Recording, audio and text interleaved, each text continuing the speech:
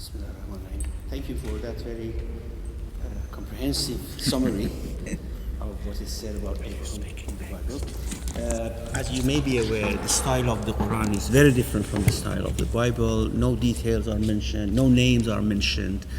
Only peaks of certain stories are mentioned as a sort of guideline, as a sort of lesson that we can learn from this role model. And Abraham is profusely mentioned in the Quran as well. And everywhere in every chapter which is important about giving a role model or lesson, Abraham is mentioned as a reference as well. Now, I have actually chosen three episodes mentioned in 3 chapters about Abraham, which summarizes some of his qualities and the attitudes of a spiritual man, from which, of course, we are told to take our lesson.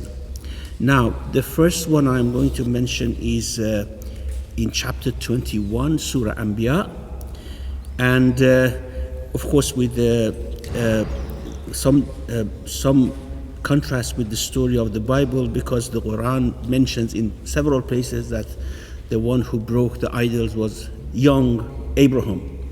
Now, Surah Anbiya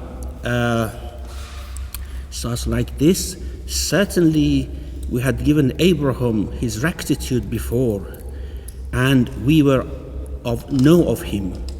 When he said to his father and his people, "What are these images to which you keep on clinging?" They said, "We found our fathers worshipping them." He said, "Certainly you and your fathers have been in manifest error." They said, "Are you telling the truth, or are you just kidding?" He said, "Rather your Lord is the Lord of the heavens and the earth, who originated them, and I am a witness to this. By God, I will devise a stratagem against your idols after you have gone away." So he broke them into pieces, all except the biggest of them, so that they might come back to it. They said, "Whoever has done this to our gods, he is indeed a wrongdoer." They said, "We heard a young man speaking ill of them. He is called Abraham." They said, "Bring him before the people's eyes, so that they may bear witness against him."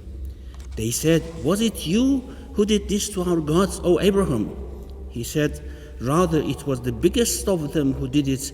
Ask him if they can speak." Thereat they came to themselves and said to one another, "Indeed, it is you who are the wrongdoers." Then they hung their heads and said, "You certainly know that they cannot speak." He said, "Do you then worship besides God that which cannot cause you any benefit or harm? Fie on you and what you worship besides God. Do you not apply reason?" They said, "Burn him and help your gods if you are to do anything." We said, "O fire, be cool and safe for Abraham." They sought to outmaneuver him, but we made them the biggest losers.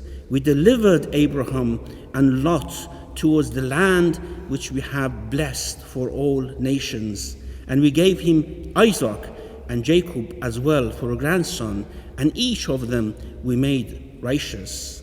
We made them imams, guiding by our command, and we revealed to them the performance of good deeds, the maintenance of prayer, and the giving of zakat, and they used to worship us. This was the episode in Surah Anbiya, chapter 21. Now in Surah 16, Nahl, indeed Abraham was a nation obedient to God, a Hanif, and he was not one of the polytheists. Grateful as he was for his blessings, he chose him, God chose him and guided him to a straight path. We gave him good in this world, and in the hereafter he will indeed be among the righteous. Then we revealed to you, yes, the Prophet Muhammad, saying, "Follow the creed of Abraham, a Hanif, and he was not one of the polytheists." And there is an episode in chapter 2, Surah Baqarah, As Abraham raised the foundation of the house with Ishmael, they prayed, Our Lord, accept it from us. Indeed, you are the all-hearing, the all-knowing. Our Lord, make us submissive to you, and raise from our progeny a nation submissive to you, and show us our rights of worship, and turn to us clemently. Indeed, you are the all-clement, the all-merciful.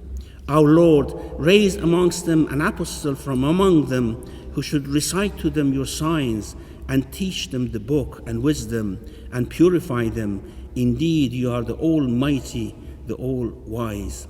And who will ever renounce Abraham's creed except one who fools himself? We certainly chose him in the present world, and in the hereafter he will indeed be among the righteous. When his Lord said to him, Submit, he said, I submit to the Lord of all the worlds. Abraham enjoined this creed upon his children, and so did Jacob, saying, My children, God has indeed chosen this religion for you, so never die except as Muslims. Thank you.